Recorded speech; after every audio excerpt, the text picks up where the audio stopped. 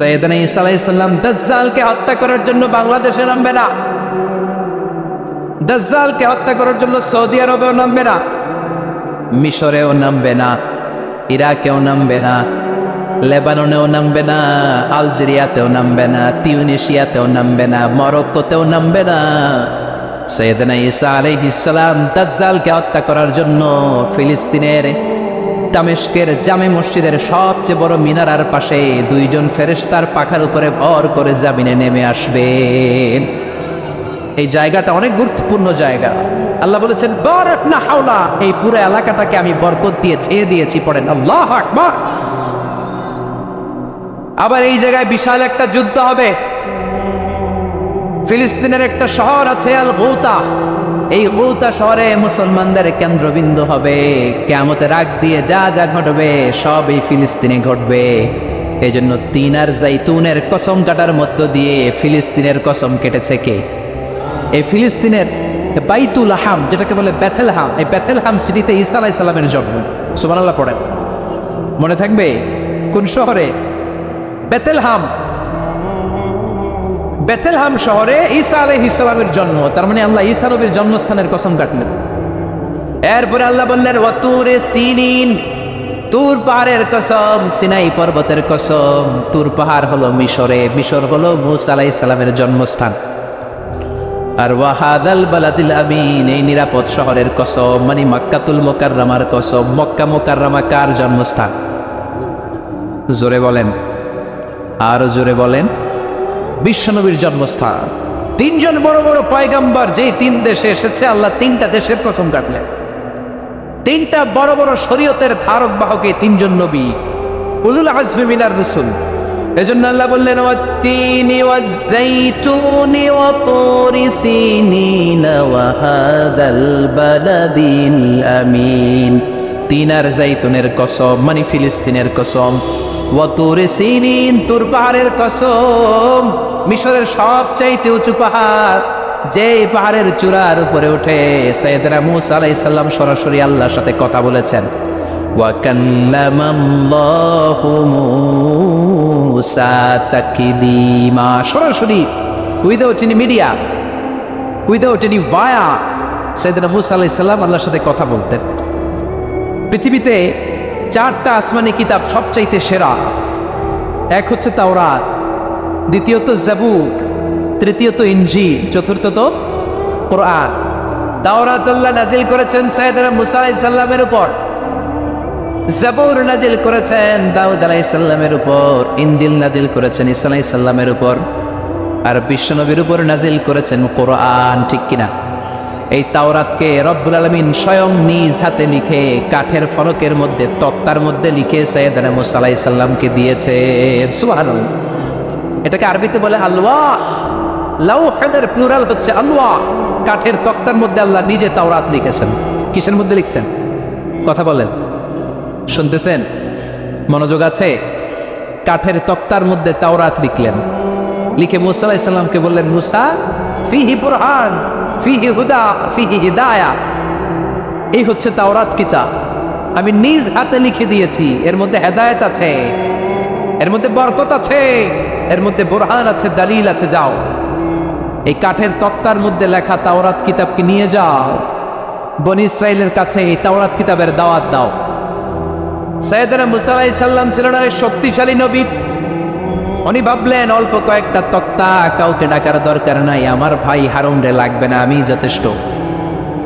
আমার ভাই হারুন রে কষ্ট করে পাহাড়ের উপরে টেনে আনার দরকার নাই, 3-4টা তক্তা আমি নিজেই নিতে পারবো, নিজেই নিতে পারবো মনে করে সাইয়েদনা মূসা আলাইহিস সালাম আল্লাহর লেখা তক্তার উপরে যে তাওরাতের ফলক, এই ফলক ধরে টান দিয়েছে উঠানোর জন্য। আল্লাহ যেহেতু কিতাব দিয়েছে নিয়ে যায়, কিন্তু কি আজীব তামাশা, তক্তা ধরে কাঁধে তুলবে তো দূরের কথা, নাড়াতেই পারে না। সুবহানাল্লাহ আসতে বলেন, নাড়াতেই পারেন। ওনার এত শক্তি, উনি এক থাপ্পড় মেরে ফেরাউনের বাবুর্চিকে ওই জায়গার মধ্যে দুনিয়া থেকে বিদায় করেছিলেন। এক ধাক্কা মারলে 10 জন 10 হাত দূরে যেয়ে পড়তো। উনি রেগে গেলে ওনার মাথার চুলগুলো টুপি আর পাগড়ি ভেদ করে উপরের দিকে এরকম খাড়া হয়ে দাঁড়িয়ে যেত।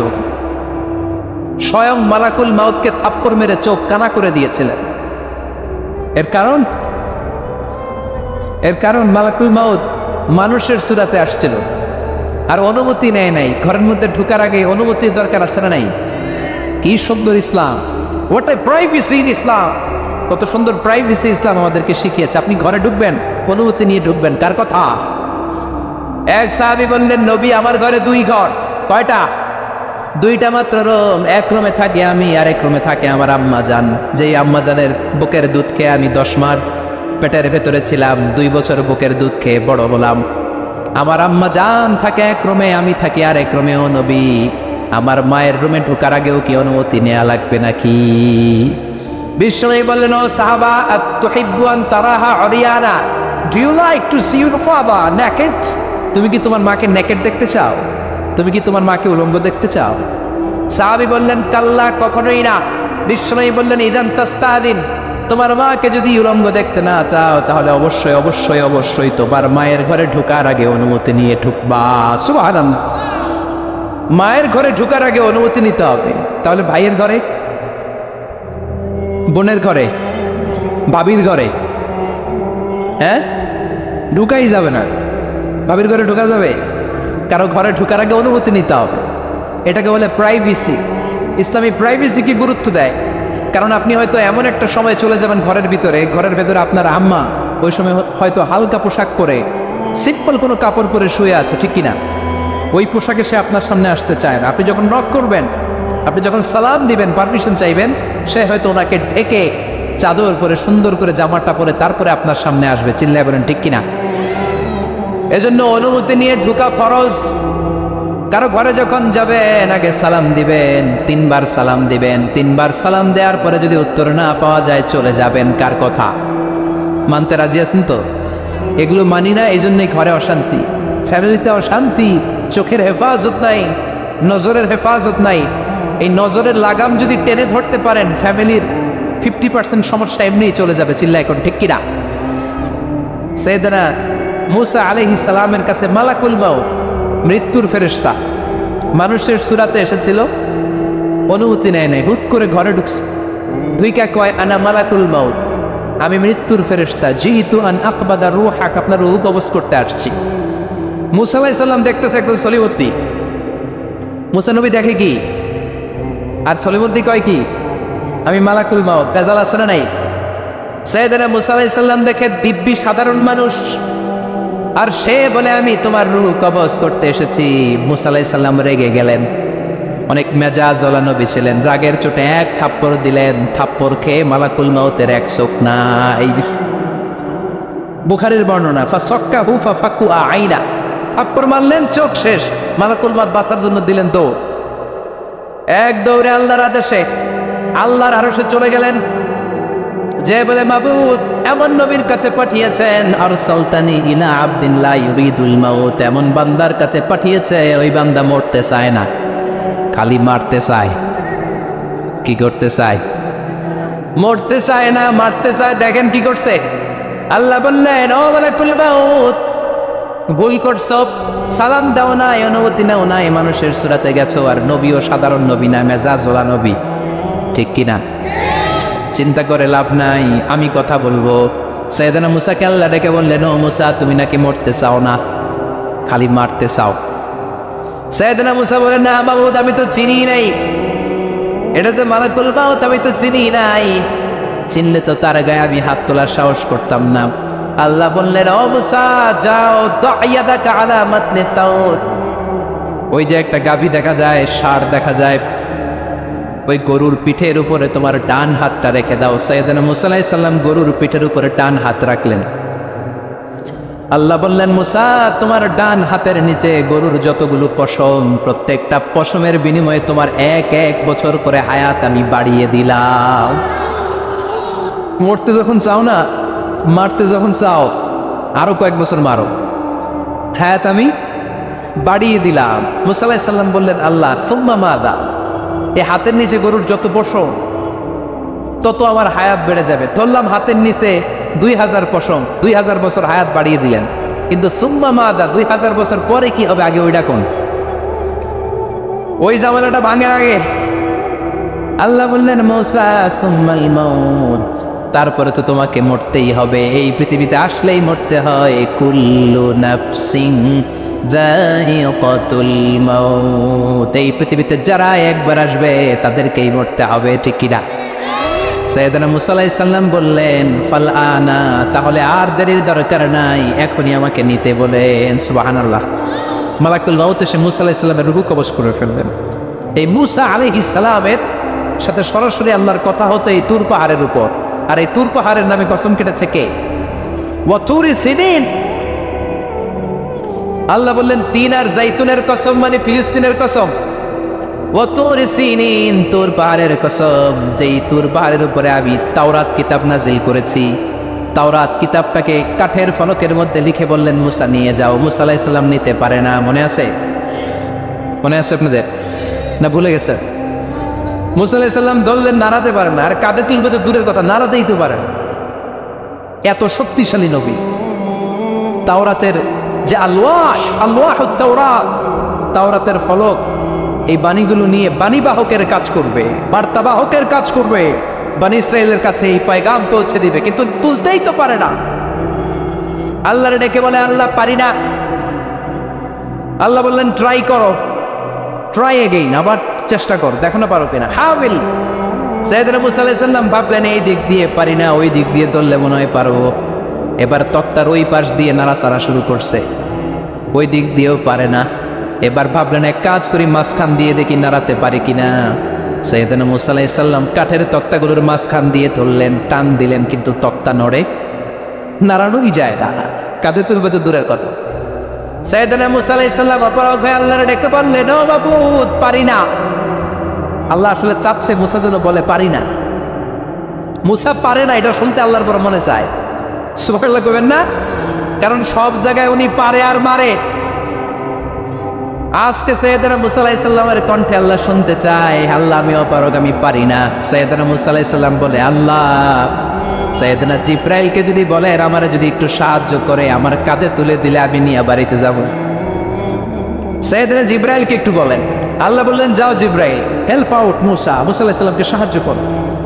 এবার সাইয়েদনা মূসা আলাইহিস সালাম ধরলেন এইদিকে, সাইয়েদনা জিব্রাইল ধরলেন এইদিকে। দুইজন মিলে তাওরাত লেখা কাঠের তক্তাগুলো উঠাতে চাইলেন, কিন্তু কি আজীব তামাশা, সাইয়েদনা জিব্রাইলও পারে না।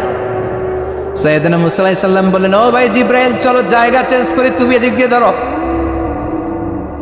আমি ওই দিকে ধরি, আবার জোরসে টান মারো। দেশগামে কয় না জোরসে টান,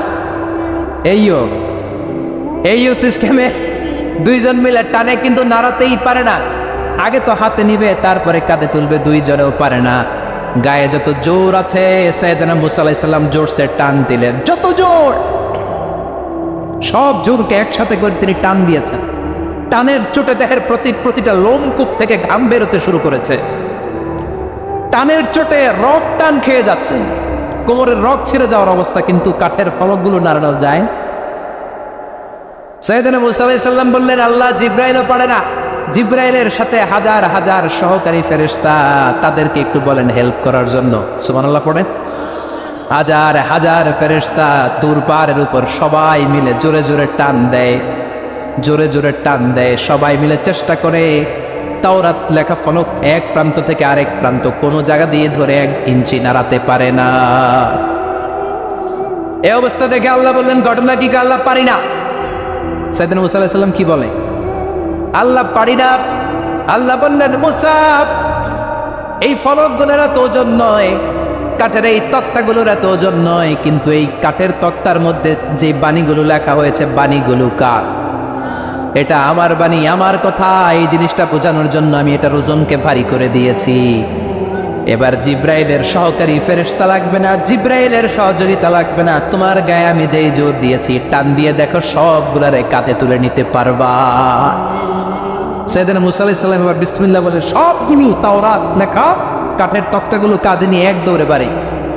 আল্লাহু আকবার। যেই পাহাড়ের উপর এই তক্তা টানাটানির ঘটনা ঘটেছে, পাহাড়টার নাম, এজন্য আল্লাহ বললেন ওয়াত-তিনি ওয়াজ-যাইতুনি ওয়া তুরি সিনিন ওয়া হাযাল বালাদিল আমিন। তিন আর জাইতুনের কসম, তুর পাহাড়ের কসম। আবার তুর পাহাড়ের মধ্যে নূরের তাজাল্লি দিয়েছে কে? فلما تجلى ربه جعله دكا وخر موسى صعقا। সাইয়েদনা মুসা আলাইহিস সালাম বললেন, আল্লাহ তোমাকে দেখতে চাই। আল্লাহ বললেন, দেখতে পারবে না, পাহাড়ের দিকে তাকাও, পাহাড়ের মধ্যে নূরের তাজাল্লি দেব, যদি পাহাড় টিকে যায় তাহলে দেখতে পাবা। আল্লাহ যখন তুর পাহাড়ের উপর তাজাল্লি বেড়েছেন, পাহাড় ভেঙে খান খান হয়ে যায়, সাইয়েদনা মুসা আলাইহিস সালাম বেহুশ হয়ে যায়। এই বেহুশ হওয়ার ঘটনা আর পাহাড় জ্বলে ছাই হওয়ার ঘটনা যেখানে ঘটেছে, ওই পাহাড়টার নাম জোরে বলেন। ওই তুর পাহাড়ের কসম কেটেছে কে? ওয়াতুরি, ওয়াতুরি 2285 মিটার উঁচু, অনেক উঁচু পাহাড়।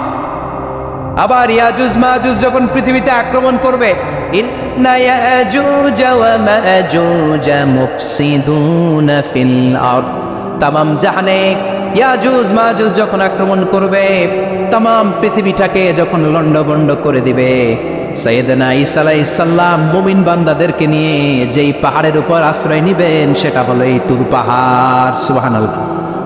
ঈসা আলাইহিস সালাম মুমিনদেরকে নিয়ে এক পাহাড়ে চলে যাবেন এই ইয়াজুজ মাজুজের অত্যাচার থেকে বাঁচার জন্য। এদেরকে ইংরেজিতে বলে গগ ম্যাগগ।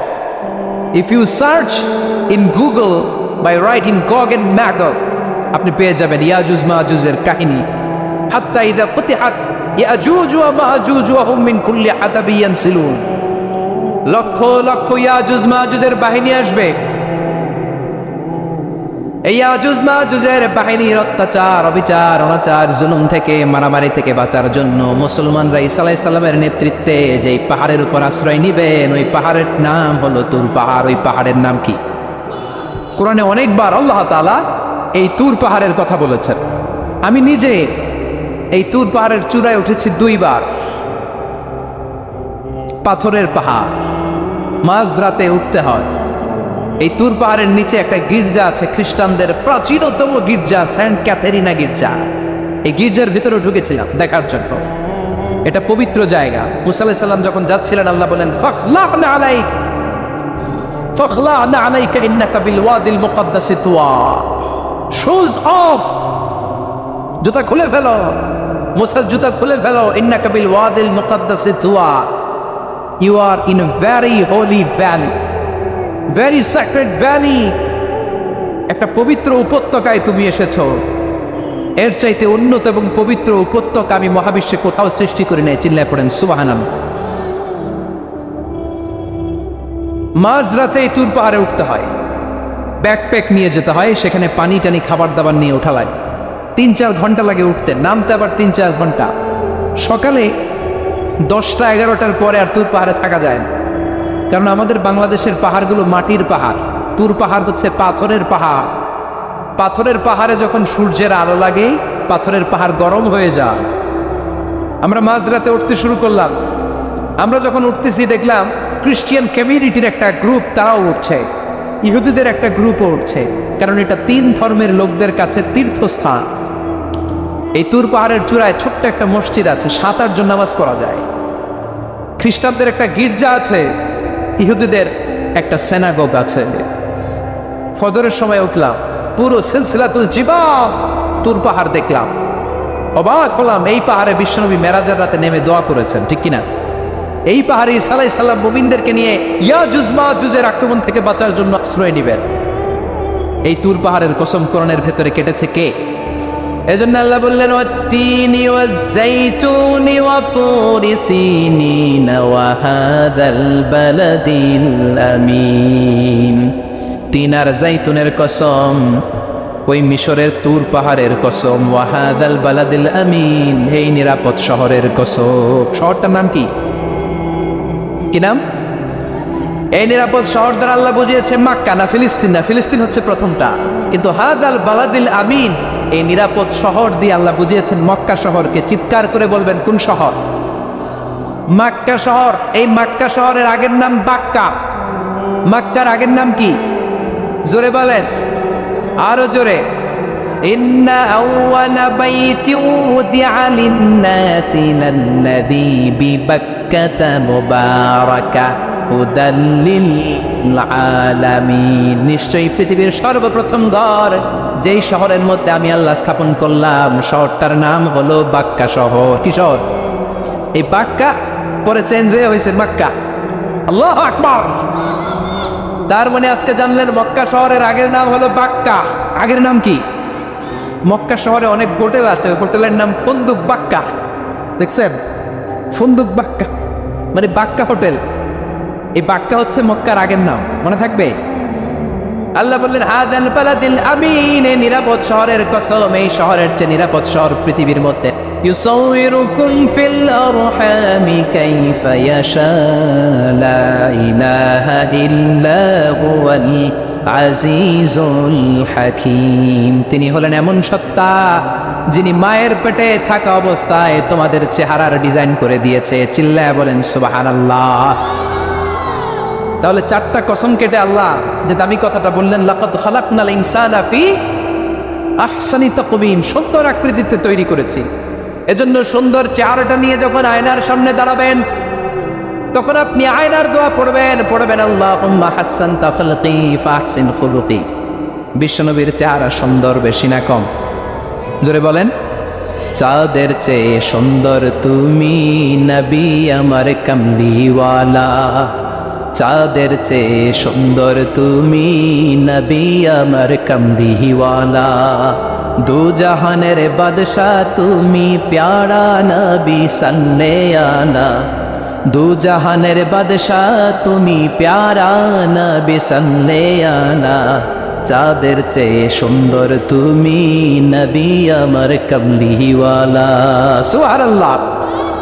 বিশ্বনবীর চেহারাটা বড় সুন্দর ছিল। এত সুন্দর চেহারার মানুষ পৃথিবীতে দ্বিতীয়টা নাই। ওই চেহারা নিয়ে বিশ্বনবী আয়নার সামনে যখন দাঁড়াতেন, উনি বলতেন আল্লাহুম্মা হাসসানতা খালকি ফাহসিন খুলুকি। এর মানে হলো আল্লাহ আমার চেহারাটা আপনি যেমন সুন্দর করেছেন, আমার চরিত্রটাও সুন্দর করে দিয়ে। This is the attitude. এটাকে বলা হয় attitude. What a marvellous amazing attitude he belongs. বিশ্বনবীর কি সুন্দর অ্যাটিটিউড ছিল। সুন্দর চেহারা নিয়ে আয়নার সামনে দাঁড়িয়ে তিনি বলতেন, আল্লাহ আমার চেহারাটা যেমনি সুন্দর করেছো, আমার চরিত্রটাকেও সুন্দর করে দাও। আমার বাহিরটা যেমন সুন্দর আল্লাহ, আমার ভেতরটারেও সুন্দর করে দিও। পড়েন আমিন। এই আয়নার দোয়া পারেন তো? আয়নার সামনে দাঁড়ায় এই দোয়া পড়েন তো? নাকি বলেন আয়না বসাইয়া দিও কলবের ভিতর? এগুলো বলবেন? পড়েন আল্লাহুম্মা হাসসানতা খালকি ফাহসিন খুলুকি, আল্লাহুম্মা হাসসানতা খালকি ফাহসিন খুলুকি। হে আল্লাহ, সবাই বলেন হে আল্লাহ তুমি আমার চেহারাটা সুন্দর করেছো, তুমি আমার চরিত্রটাও সুন্দর করে দিও। আমিন। আর জোরে পড়েন আমিন। এই জন্য নিজে যখন আয়নার সামনে দাঁড়াবেন এটা বলবেন, আপনার স্ত্রী যখন আয়নার সামনে দাঁড়ায় তখন এইটা বলবেন, আপনার বাচ্চা যখন আয়নার সামনে দাঁড়ায় তখন এই দোয়া পড়বেন। রাজি আছেন তো? আয়নার সামনে দাঁড়িয়ে আমরা বলবো হাসসানতা খালকি, আল্লাহ তুমি আমার চেহারাটা সুন্দর করেছো। আমরা সবাই সুন্দর, আমরা সবাই সুন্দর। যার কালার কালো, কালো চামড়ার লোক, তার মধ্যে একটা সৌন্দর্য আছে না নাই? আল্লাহ বললেন এই কালো আর ধলো এগুলো তো বাইরে। ওয়াখতিলাফু আলওয়ানিকুম ওয়া আলসিনাতিকুম, তোমাদের গায়ের রঙের ভিন্নতা, ভাষার ভিন্নতা, এগুলো আল্লাহর মিরাকেল। একজন সাদা, একজন কালো, একজন ধূসর বর্ণের, এক একজনের চেহারার সাথে আরেকজনের চেহারার মিল নাই। সুবহানাল্লাহ। এটাই সৌন্দর্য। এজন্য আল্লাহ বললেন লাকাদ খালাকনাল ইনসানা ফি আহসানি তাকওয়িম, আমি গোটা মানব জাতিকে চমৎকার একটা স্টাইল দিয়ে তৈরি করেছি। এই স্টাইলের সাথে পৃথিবীর কোনো প্রাণীর কোনো মিল থাকে না। সুবহানাল্লাহ। কি অসাধারণ আমাদের কাঠামো। আপনি যদি হিউম্যান ব্রেইন নিয়ে চিন্তা করেন, আমাদের ব্রেইনের ক্যাপাসিটি কিন্তু অনেক বেশি। এই পৃথিবীতে সবচেয়ে পাওয়ারফুল যে কম্পিউটার আবিষ্কার করা হয়েছে এটার নাম Cray-1 super computer. United states of আমেরিকাতে যারা মিলিটারি বেসে জব করে তাদের ম্যাথমেটিক্যাল ইকুয়েশন ড্র করার জন্য, সলিউশন করার জন্য এই Cray-1 সুপার কম্পিউটার তারা ইউজ করে। বিজ্ঞানীরা হিউম্যান ব্রেইনের ক্যাপাসিটির সাথে ওই Cray-1 সুপার কম্পিউটারের তুলনা করেছে। তারা তুলনা করে দেখেছে Cray-1 সুপার কম্পিউটারের চেয়েও আমাদের ব্রেইন শতগুণ বেশি শক্তিশালী। আমাদের হেয়ারিং সিস্টেম নিয়ে যদি আপনি গবেষণা করেন অবাক হয়ে যান। এই যে কানের মধ্যে এখানে পেঁচানো দেখা যায়, এটা কি আল্লাহ এমনি এমনি দিছে? মা খালাকতা হাযা বাতিলা, এমনি এমনি আল্লাহ কিচ্ছু দেয় নাই। এই পেঁচানো ডিজাইন না থাকলে আপনি শুনতে পেতেন না। আপনার কান দুইটা যদি কেটে কান কাটা রমজান করে দেয়, আপনি কোনো আওয়াজ শুনতে পাবেন না। এই কানের ডিজাইনগুলো, এই আঁকাবাঁকা পথগুলো আল্লাহ তাআলা দিয়েছে ইথারে ভেসে আসা সাউন্ডগুলোকে ইলেকট্রিক্যাল সিগন্যালের মাধ্যমে ভেতরে ঢুকানোর জন্য। কানের তিনটা পার্ট থাকে, একটা হচ্ছে আউটার এয়ার, একটা হচ্ছে মিডল এয়ার, তারপরে হচ্ছে ইনার এয়ার, মাঝখানে এয়ার ড্রাম থাকে। এই আউটার এয়ার থেকে, মিডল এয়ার থেকে, তারপরে ইনার এয়ারে ইলেকট্রিক্যাল সিগন্যাল দিয়ে বাতাসে ভেসে আসা এই সাউন্ডের ওয়েভগুলো, এই তরঙ্গগুলোকে ইলেকট্রিক্যাল সিগন্যাল দিয়ে ট্রান্সমিট করে ব্রেইনের হেয়ারিং নার্ভের কাছে পাঠিয়ে দেয়। এই সূক্ষ্ম কাজগুলো হতে আসলে অনেক সময় লাগে, কিন্তু 1 সেকেন্ডের মধ্যে আমি বলছি আর আপনারা সেকেন্ডে শুনছেন। চিল্লা এখন সুবহানাল্লাহ। আবার কান যেখানে রাখা দরকার আল্লাহ ওইখানে রাখলেন, চোখ দুইটা যেখানে দেয়া দরকার ওইখানে দিলেন, নাক যেখানে দেয়া দরকার ওইখানে, মুখ যেখানে দেয়া দরকার। এর চেয়ে সুন্দর করে কি আর তৈরি করা যেত? নাক এইখানে না রেখে অন্য জায়গায় সেট করলে কি বেশি সুবিধা হতো? নাক যদি পেছনে থাকতো, খাওয়ার সময় খাবারটা বাসি না ভালো এটা ঘ্রাণ নেওয়ার জন্য সব সময় খাবার পেছনে নিয়ে ধরা লাগতো, ঠিক কিনা? তার মানে নাক এই জায়গায় রাখাতে সুবিধা হয়েছে না? সুবহানাল্লাহ কইবেন না? কি সুন্দর মুখটা দিলেন, হ্যাঁ, কি সুন্দর চোখ দিলেন। এই কান দিয়ে আমরা শুনি, দেখেন কানের সেটিংটা কত সুন্দর। ধরেন ফর এন এক্সাম্পল, উদাহরণস্বরূপ, এই কানটা আল্লাহ এইখানে না রেখে এই কান যদি আপনার এই বাম বগলের ভিতরে দিত, আর এই কান যদি আপনার এই বগলের নিচে দিত, তাহলে আজকে মিজানুর রহমান আজহারের ওয়াজ শোনার জন্য সবার এইভাবে বসে থাকা লাগতো 1.5 ঘন্টা। কারণ এইভাবে এখন যেভাবে আছেন এইভাবে বসে থাকলে তো কান চাপা পড়ে যেত, কথা একটাও শোনা যেত না।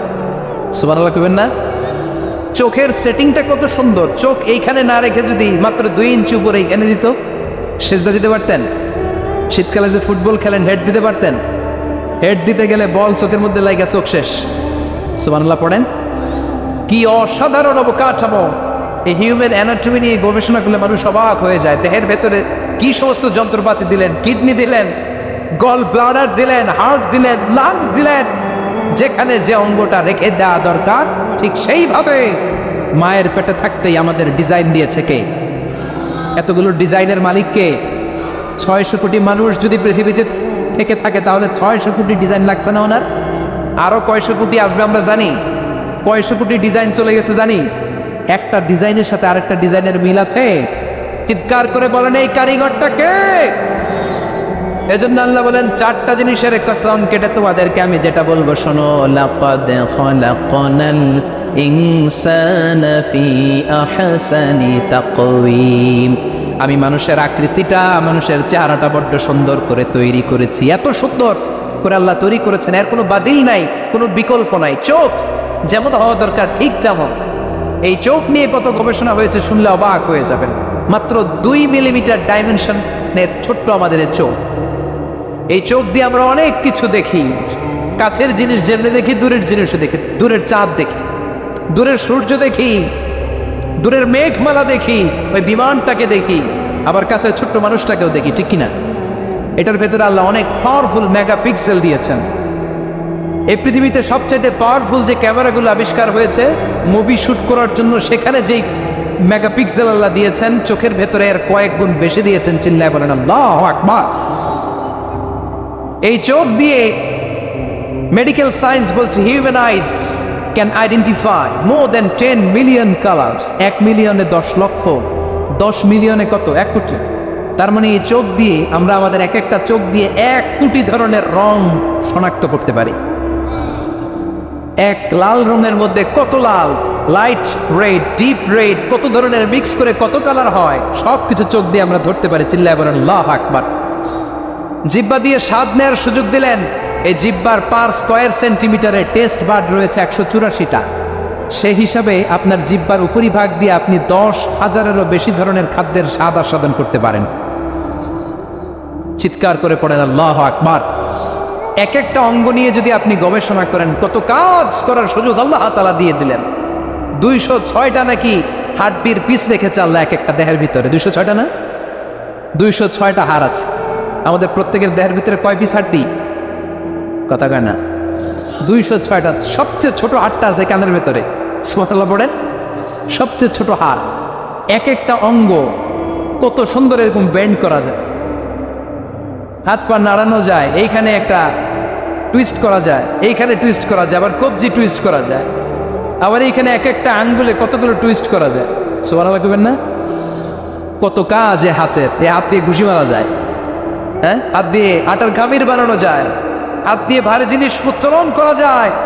আবার এই হাত দিয়ে দেখেন ক্রিকেটাররা কি সুন্দর বল করে, এটা দিয়ে স্পিন বল করে, লেগ স্পিন করে, অফ স্পিন করে, পেস বল করে, এক হাতের মধ্যে কত কারসাজি। সুবহানাল্লাহ করে না? আবার বা হাতে স্পিন করে না, বল এদিকে পড়ে ওইদিকে চলে যায়, আছে না নাই? আবার এই আঙ্গুল দিয়ে কত কাজ, বাজার থেকে বাজার করে যখন বাজারের ব্যাগ যখন নিয়ে আসেন, হাতে ধরেন নাকি আঙ্গুলে ধরেন, কত কাজ। এই আঙ্গুল দিয়ে মোবাইল টিপে আমরা মোবাইল ইউজ করি, আঙ্গুল দিয়ে ল্যাপটপে আমরা টাইপ করি। ডাক্তাররা এই আঙ্গুল দিয়ে সুই ইউজ করে সূক্ষ্ম সূক্ষ্ম সার্জারির কাজগুলো করে, অবাক হয়ে যাবেন এই আঙ্গুলের কত কাজ। এই আঙ্গুল দিয়ে আবার এখন ক্রিকেটেও এরকম 2 আঙ্গুল তুললে ছক্কা, আসলে নাই? আবার 1 আঙ্গুল তুললে আউট, আবার এটা তুললে ভিক্টরি, বিজয় চিহ্ন। দেখবেন যত নেতা খেতা করে পুলিশে ধরে এটা দেখায়, আসলে নাই? এইভাবে কত ধরনের নমুনা আমরা ইউজ করি, কতভাবে হাতগুলোকে ইউজ করি, কতভাবে পা গুলোকে ইউজ করি। দেহের এই সৌন্দর্য আমাদের দান করেছে কে? লাকাদ খালাকনাল ইনসানা ফি আহসানি তাকওয়িম। আমি মানুষকে সব চাইতে সুন্দর আকৃতিতে তৈরি করেছি। সুবহানাল্লাহ পড়েন, চিল্লায় পড়েন আল্লাহু আকবার। আল্লাহ বললেন মানুষ সব চাইতে সেরা, মানুষ হলেন সব চাইতে সেরা। মানুষ যখন সেরা হয়, মানুষের চাইতে সেরা কেউ হয় না। আবার মানুষ যদি নিকৃষ্ট হয়ে যায়, মানুষের চাইতে নিকৃষ্ট কেউ হতে পারে না, ঠিক কিনা? আল্লাহ বললেন মানুষের আকৃতি আমি বড্ড চমৎকার করে বানালাম। সবচেয়ে সুন্দর আকৃতি মানুষের, সবচেয়ে সুন্দর আকৃতি কার? জোরে বলেন, সবচেয়ে বেশি মর্যাদা কার? আশরাফুল মাখলুকাত কে? আশরাফুল মাখলুকাত কে? চিল্লায়া বলেন। নাকি হাতি? রয়্যাল বেঙ্গল টাইগার শক্তিশালী না? এটা এটা তো মানুষ খেয়ে ফেলায়, তো এটাই না আশরাফুল মাখলুকাত হওয়া দরকার? হাতি সবচেয়ে শক্তিশালী না? তো এইটাই না আশরাফুল মাখলুকাত হওয়া দরকার? এগুলো কোনটাই আশরাফুল মাখলুকাত না। আশরাফুল মাখলুকাত হচ্ছে মানুষ। আশরাফুল মাখলুকাত কি? চিল্লায় বলেন, আশরাফুল মাখলুকাত কে? এজন্য আল্লাহ বললেন লাকাদ খালাকনাল ইনসানা ফি আহসানি তাকওয়িম। আমি মানুষকে চমৎকার আকৃতি দিয়ে তৈরি করেছি। সুম্মা রাদাদনাহু আসফালা সাফিলিন। আবার মানুষকে আমি একেবারে নিম্নগামী করেছি। উপরে যেমনি নিয়েছি, আবার মানুষকে নিম্নগামীও করেছি। তার মানে মানুষ যদি সম্মানিত হয়, মানুষের চেয়ে বেশি সম্মানিত কেউ হতে পারে? মানুষ যদি সম্মানিত হয়, মানুষের চেয়ে সম্মানিত হওয়ার সুযোগ কারো আছে? দলিল কি? দলিল হচ্ছে বিশ্বনবী যখন মেরাজে যাচ্ছিলেন, একটা সার্টেন লেভেল, যে একটা নির্দিষ্ট জায়গায় যে সাইয়েদনা জিব্রাইল বললেন, ইয়া রাসূলুল্লাহ আমি আর উপরে যেতে পারবো না, আমার খেলা এই জায়গায় শেষ, নবী আপনার খেলা এখন শুরু। সুবহানাল্লাহ। ও নবী, এই জায়গার নাম সিদরাতুল মুনতাহা, এটা সীমান্ত বৃক্ষ, এটা হচ্ছে বর্ডার এরিয়া। কি এরিয়া? এটা হলো বর্ডার এরিয়া, এখানে আমার খেলা শেষ। আজীবন আমি এই জায়গায় এসে কান পেতে আল্লাহর অর্ডার শুনেছি, আর ওই অর্ডার তামিল করার জন্য দুনিয়াতে নেমেছি। আমি জিব্রাইলের উপরে যদি 1 ইঞ্চি উপরে ওঠার চেষ্টা করি, আমার শত শত পাখাগুলোকে জ্বালিয়ে ছাই করে দিবে কে? সাইয়েদনা জিব্রাইল আর উপরে যেতে পারে নাই।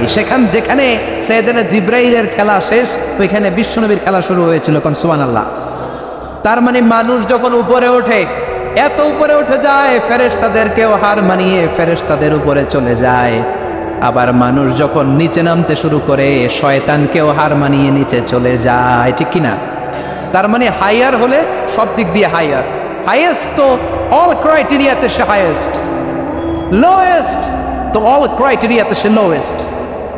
মানুষ ভালো হলে এর চেয়ে ভালো আর হয় না, মানুষ খারাপ হলে তার চাইতে খারাপ আর হয় না। এজন্য আল্লাহ বললেন সুম্মা রাদাদনাহু আসফালা সাফিলিন। মানুষকে যেমনি আমি সুন্দর আকৃতি দিয়ে তৈরি করেছি, আবার ওই মানুষকে আমি আল্লাহ নিম্নগামী করেছি, যেটা উপরে ওঠে ওইটা আবার নিচেও নামা লাগে, ঠিক কিনা? নিরাশ হবেন না, হতাশ হবেন না, হাল ছাড়বেন না, ভরসা রাখুন কার উপর? মনে থাকবে এই সূরার সেন্ট্রাল থিম বা সাবজেক্ট ম্যাটার, কেন্দ্রীয় আলোচ্য বিষয় হচ্ছে নিরাশ হওয়া যাবে না, হতাশ হওয়া যাবে না, হাল ছেড়ে দেওয়া যাবে না, ভরসা রাখতে হবে কার উপর? এজন্য আল্লাহ আলোর কথা বলেছেন। সুবহানাল্লাহ পড়েন। এই সূরা নাজিলের একটা ব্যাকগ্রাউন্ড আছে, শুনবেন? কোন প্রেক্ষাপটে নাজিল হলো শুনবেন? এই সূরাটা হচ্ছে সূরাতুদ দুহা, হচ্ছে মাক্কি সূরা। কি সূরা? সবাই কন মাক্কি সূরা, এবং মাক্কি যুগের একেবারে শুরুর দিকে নাজিল হওয়া সূরা। বিশ্বনবীর কাছে কোরআনের শুরুর দিকে যে সমস্ত আয়াত নাজিল হয়েছে বিশ্বনবী প্রচার করেছেন, কারণ আল্লাহ বলেছেন বাল্লিগ মা উনজিলা ইলাইক, নবী আপনার কাছে আমি যা নাজিল করেছি প্রচার করে দেন, প্রচার করে দেন। তো যাই নাজিল হতো বিশ্বনবী প্রচার করে দিত। হঠাৎ করে কোরআন নাজিল হওয়া বন্ধ হয়ে গেল, আর নাজিল হয় না। বিশ্বনবী started to miss the revelation, কোরআনকে খুব মিস করতে লাগলেন। কিরে, কি সুন্দর জিবরাইল আসতো, কোরআন নিয়ে, ওহী নিয়ে, আসে না কেন? নাজিল হচ্ছে না কেন? এখন বিশ্বনবী কোরআন পেলে কোরআন প্রচার করত, কোরআনের আয়াতগুলো সবার সাথে শেয়ার করত। এখন নাজিলও হয় না, শেয়ারও করতে পারে, প্রচারও করতে পারে, প্রচার কার্যক্রম বন্ধ। কাফেরদের মধ্যে গুনগুন শুরু হয়ে গেল, মুহাম্মদ তোর রব তোরে ভুলে গেছে। নাউজুবিল্লাহ কইবেন না? তোমার রব তোমারও ভুলে গেছে, তোমার আল্লাহ তোমার উপর অসন্তুষ্ট হয়েছে। কোনো বর্ণনায় এসেছে 15 দিন, কোনো বর্ণনায় 1 মাস, কোনো বর্ণনায় 3 মাস, কোনো বর্ণনায় 6 মাস ওহী নাজিল বন্ধ ছিল। বিষ্ণুবী ওহীকে মিস করতে লাগলেন। ঘটনা কি? ওহী নাজিল হয় না কেন? আমি এখন কি প্রচার করব? বিশ্বনবী আর কিছুই প্রচার করতে পারছেন না, নাজিলও হয় না, উনিও প্রচার করতে পারেন না, কারণ বিশ্বনবী তো মন গড়া কিছু বলেন না। বলেন ওয়ামা ইয়ানতিকু আনিল হাওয়া ইন হুয়া ইল্লা ওয়াহয়ুই ইউহা। আল্লাহর ওহী আসলে বিশ্বনবী বলে, তা না হলে বিশ্বনবী বলে? বিশ্বনবী যাই নাজিল হতো প্রচার করে দিতেন, যা তোনার উপর অবতীর্ণ হতো মানুষের সাথে শেয়ার করে দিতেন। এখন আয়াত নাজিল হয় না, বিশ্বনবীও শেয়ার করতে পারে না। সাহাবারা বলল বিশ্বনবী আয়াত নাজিল হয় না কেন? বিশ্বনবী বলে আমি কিছু জানি না। কাফির মুশরিক মহলে গুনগুনানি শুরু হয়ে যায়। ঘটনা কি? মুহাম্মাদের রব মুহাম্মদরে বুইল্লা গেছে, মুহাম্মাদের রব মুহাম্মদরে ছাইরা দিছে, মুহাম্মদরে আর পছন্দ করে না, এজন্য কোনো আয়াত নাজিল করে না। বিশ্বনবীর চাচি আবু লাহাবের স্ত্রী উম্মে জামিল বলল, মুহাম্মদ তোমার শয়তানটা বুঝে তোমার কাছে আসে না।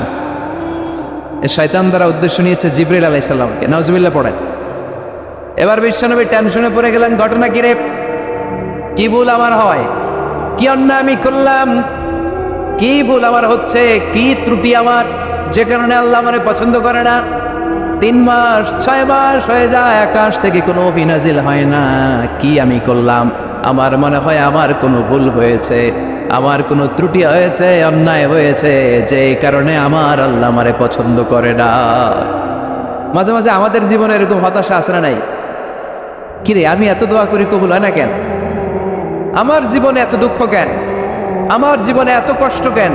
আমার জীবনে তো ভালো কিছু হয় না, সবাই হুর হুর করে এগিয়ে যায়, কত সুন্দর ক্যারিয়ার, বিসিএস হয়ে যায়, সরকারি জব হয়ে যায়, ব্যবসায় লালে লাল, আমার তো কিছু হয় না, আমার কিচ্ছু হলো না। এরকম হতাশা আছে না নাই? এই সূরা আপনাকে শিখাতে চায়, don't be sad, don't be frustrated, don't be upset. Upset হয় না, হতাশ হয় না, ভরসা রাখো কার উপর? আজীবন হতাশাগ্রস্ত মানুষের জন্য এই সূরাটা একটা আলোকবর্তিকা আর মশাল হয়ে কাজ করবে। সুবহানাল্লাহ পড়েন। মোটিভেশনাল সূরা। আল্লাহু আকবার। বিশ্বনবী চিন্তায় পড়ে গেলেন, মনে হয় ভুল হয়েছে, কেন ওহী আসে না? কি আমার অপরাধ? কেন কোরআনের আয়াত নাজিল হয় না? কেন আল্লাহ ওহী পাঠায় না? বিশ্বনবী যখন চিন্তিত, বিশ্বনবী যখন হতাশ, তখন আল্লাহ নাজিল করলেন ওয়াদ-দুহা ওয়াল-লাইলি ইযা সাজা ওয়াদ-দুহা আলোর শপথ। ওয়াল্লাইলি ইযা সাজা, আর রাতের শপথ যখন রাতটা নিঝুম হয় আর হয় নিস্তব্ধ। সুবহানাল্লাহ কইবেন না? আল্লাহ আলোর শপথ করলেন, এজন্য হতাশ হবেন না। C the Sunlight, god C the nice day. কত সুন্দর দিন, কত সুন্দর আলোক উজ্জ্বল দুপুর, কত সুন্দর সকাল। সুবহানাল্লাহ পড়েন। হতাশ হবার কোনো কারণ নাই। আপনার আল্লাহ আপনার সাথে আছে না নাই? আপনি আপনারা যত ভালোবাসেন তার চেয়েও আপনারা বেশি ভালোবাসে কে? আপনার বাবা মা আপনারা যত মায়া করে তার চেয়েও আপনারা বেশি মায়া করে কে? আল্লাহ বললেন ওয়াদ-দুহা, সকালবেলার সূর্য কিরণের শপথ। ওয়াল্লাইলি ইযা সাজা, আর রাত্রির শপথ, রাত্রিটা যখন নিঝুম হয় আর নিস্তব্ধ হয়। সুবহানাল্লাহ পড়ে। তাহলে আল্লাহ আলো আর অন্ধকারের শপথ বা কসম কাটলেন, ঠিক কিনা? আলো দ্বারা আল্লাহ তাআলা ওহীর আগমনকে বুঝিয়েছেন, আর অন্ধকার দ্বারা ওহীর অনুপস্থিতি বুঝিয়েছেন। সুবহানাল্লাহ। আল্লাহ বুঝাতে চাইলেন, নবী আমি আপনার উপর রাগ করি নাই, আমি আপনারে বলে যাই নাই যেমনটা কাফির মুশরিকের বাচ্চারা বলে। আমি আপনারে ছেড়ে দেই নাই, আমি আপনার উপর অসন্তুষ্ট হই নাই। সব সময় যদি সূর্যের আলো থাকে রাত্রে ঘুমাইতে পারবেন? ধরেন 365 দিনই খালি আলো আর আলো, খালি সূর্যের আলো, রাত আর নাই, ভাল লাগবে? আবার সব সময় রাত, সূর্যের আলো নাই, ভাল লাগবে? রাত দিন দুইটার দরকার আছে না নাই? এই আলো দ্বারা আল্লাহ ওহীর কথা বুঝালেন। আল্লাহ বুঝাতে চাইলেন, নবী আলোর শপথ আর অন্ধকারের শপথ। আমি যেমনি আলোর পর অন্ধকার দেই, তেমনি ওহীর পর মাঝে মাঝে ওহী না পাঠিয়ে আপনাকে বিশ্রাম নেওয়ার সুযোগ করে দেই। বিশ্বনবীর কত ভালোবাসতেন আল্লাহ, কারণ ওহী রিসিভ করার মধ্যে একটা কষ্ট আছে না নাই? ও নবী, সব সময় যদি ওহী নাজিল হয়, আপনার স্নায়ু, আপনার দেহ, আপনার মাংসপেশি এই ওহী রিসিভ করতে পারবে না, আপনার স্নায়ু এটা বরদাস্ত করতে পারবে না। ওহীর একটা কিরণ আছে, সূর্যের যেমনি তেজ আছে, আলো আছে, ওহীরও কিরণ আছে। সব সময় এই কিরণ আকাশ থেকে আপনার গায়ে পড়লে আপনি সহ্য করতে পারবেন না। তেমনি আলোর পরে যেমনি আধারের দরকার, কিছুদিন ওহী আসার পরে ওহী বন্ধ থাকার দরকার আছে না নাই? সুবহানাল্লাহ পড়েন। বিশ্বনবীর আরামের জন্য আল্লাহ ওহী বন্ধ করে দিলেন। আল্লাহু আকবার। কারণ সব সময় ওহী আসাটা ভালো না। সব সময় ওহী আসলে বিশ্বনবী সহ্য করতে পারতেন না। কারণ মা আয়েশা বলতেন, শীতের রাতে যখন বিশ্বনবীর উপর ওহী নাজিল হতো, ওহীর প্রেসারে বিশ্বনবীর গলার দাড়ি দিয়ে ঘাম ঝরে ঝরে পড়তো। আমরা তো মাগনা কোরআন পাইছি, কোনো কষ্ট করা লাগে নাই, কোনো পরীক্ষা করা লাগে নাই। বিশ্বনবী যখন কোরআন রিসিভ করতেন, মিসলা সলসলাতিল জারাস, বুখারীর বর্ণনা, ঘন্টার ধ্বনির ন্যায় দপ্তরি যখন হাই স্কুলের ছুটি দেওয়ার জন্য ধাম ধাম করে ঘন্টা বাজায়, এর কাছে যে কান লাগিয়ে দাঁড়িয়ে থাকা যায়, যেরকম বিকট আওয়াজ হয় এরকম আওয়াজে ওহী আসতো। আর এই ওহী রিসিভ করতে যে মাঘ মাসের কনকনে শীতের রাতে বিশ্বনবী ঘেমে ঘেমে একাকার হয়ে যেতেন। আবার বিশ্বনবী যখন ওটের উপরে বসা অবস্থায় ওহী নাজিল হতো, ওহীর ভাড়ে, ওহীর চাপে, ওহীর প্রেসারে, কোরআনের প্রেসারে ওটের বুকটা জামিনের মধ্যে লেগে যেত। আবার ঘোড়ার উপরে বসে থাকা অবস্থায় যখন কোরআনের আয়াত ওহী নাজিল হতো, ঘোড়ার পা গুলো মরুভূমির বালুর ভেতরে দেবে যেত। বিশ্বনবীর এক সাহাবা যায়েদ রাদিয়াল্লাহু তাআলা আনহুর পায়ের মধ্যে মাথা রেখে বিশ্বনবী একবার ঘুমাচ্ছিলেন। 1 ঘন্টা 2 ঘন্টা ঘুমিয়ে রইলেন, যায়েদ মাথায় ব্যথা পায় না। হঠাৎ বিশ্বনবী ঘুম থেকে জাগলেন। জাগার পর ওইখানে কি হয়েছে? এত গ্যাদারিং এর ভেতরে সমস্যা তো হবেই, গরম লাগবে, ধাক্কা ধাক্কি, আমারে দেখা যাবে না, এই ভাই আপনি সরেন, এই ক্যামেরা নামাও, এগুলো বলা যাবে? এগুলো বললে আজকে আমি ওয়াজ করতে পারবো? যে যেইখানে যে অবস্থায় আছেন আল্লাহর ওয়াস্তে বসেন। আমি আর অল্প কয়েক মিনিট কথা বলব। আমি জানি অনেকে আমাকে দেখতে পাচ্ছেন না, মাইকের অবস্থাও ভালো না, যতটুকু শোনা যায় পিন ড্রপ সাইলেন্ট লাগবে, পিন পতন নীরবতা।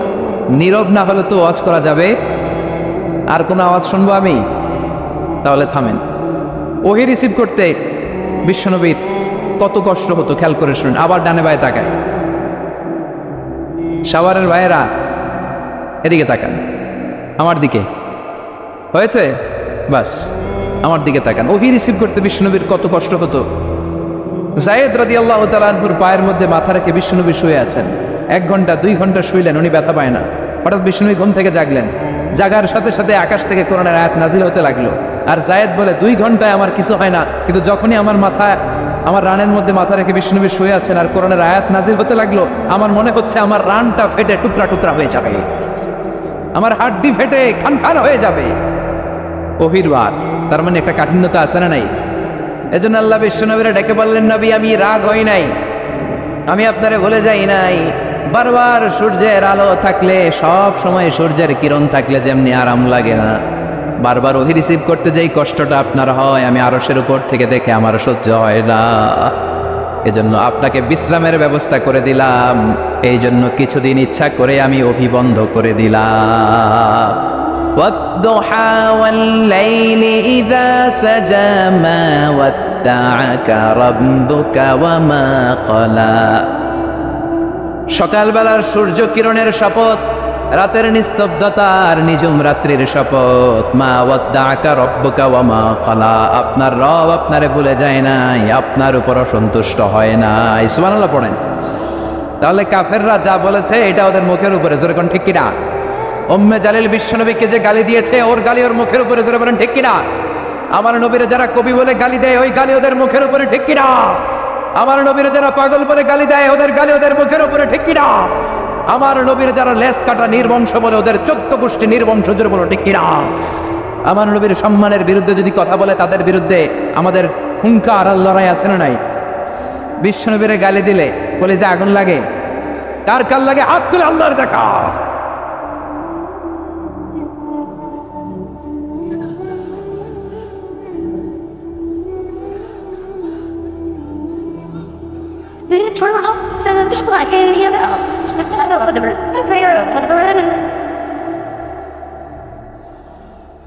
বিশ্বনবীর সম্মান, এটার কোনো তুলনা হয়? বিশ্বনবীর লাইফ নিয়ে কথা বলা, অসাধারণ এক লাইফ, ওনার বায়োগ্রাফি, এটা অসম্ভব। এটা তলাবিহীন সাগরের মতো। বিশ্বনবী গিয়ে যদি কথা বলতে শুরু করে, এটা অনেকটা তলাবিহীন সাগরের মতো। এটা সাগর কিন্তু কি নাই, কথা কয় না, কি নাই? বিয়ন্ডলেস, বাউন্ডলেস, বটমলেস, ঠিক কিনা? As a father, as a husband, as a teacher, as a lawgiver, as a lawmaker, as a reformer of the society, as a messenger, as a commander, Muhammad is the superman of the world. গোটা বিশ্বের জন্য তিনি Superman হয়ে এসেছে। এজন্য আমার নবীরা যারা গালি দেয়, এগুলো পিতৃ পরিচয়হীন জারদ সন্তান। বিশ্বনবীর সম্মান নিয়ে উল্টাপাল্টা করলে এটা সহ্য করা হবে না, জোরে কোন ঠিক কিনা?